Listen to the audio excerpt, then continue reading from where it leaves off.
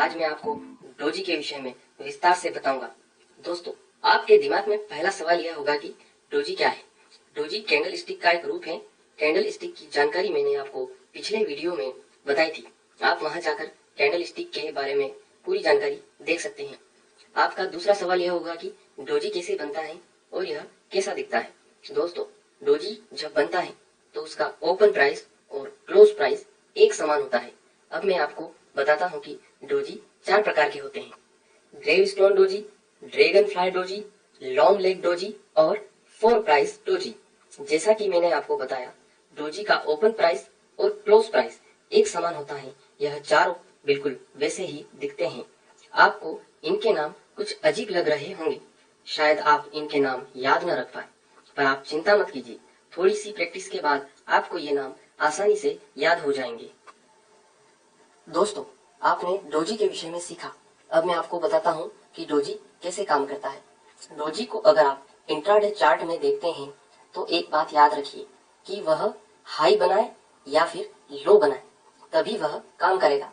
यदि डोजी को आप हिस्टोरिकल चार्ट में देख रहे हैं तो वह 25 दिन का हाई बनाए या फिर 25 दिन का लो बनाए तभी वह काम करेगा।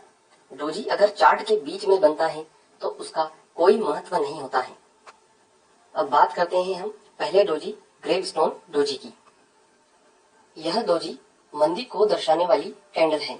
इसका मतलब यह है कि अब वस्तु में तेजी का समय समाप्त हो गया है और मंदी शुरू होने वाली है। आइए अब इसे चार्ट में देखते हैं। जैसा कि आपको दिख रहा है, डोजी चार्ट में हाई बना रहा है और उसके बाद अगली कैंडल में वह नीचे आना शुरू हो गया है। अब हम इसमें पोजीशन कैसे बनाएं या कहें कि ट्रेड किस समय करें। तो दोस्तों, ध्यान दीजिए कि डोजी से पहले की जो कैंडल है, प्राइस जब तक उसके लो के नीचे नहीं आ जाता तब तक हमें ट्रेड नहीं करना चाहिए। प्राइस जब लो के नीचे आ जाए तो उसके बाद आप ट्रेड कीजिए और डोजी के हाई के ऊपर का स्टॉप लॉस लगा दीजिए, क्योंकि स्टॉप लॉस लगाना बहुत जरूरी होता है। अब अगली बात की प्रॉफिट कहां पर बुक करें। तो दोस्तों, मैं आपको बताना चाहता हूं कि जब तक मार्केट में कोई ट्रेंड बदलने वाला सिग्नल नहीं बनता तब तक आपको इंतजार करना चाहिए और अपना प्रॉफिट बढ़ता हुआ देखना चाहिए। अब दूसरा डोजी है ड्रैगन फ्लाई डोजी।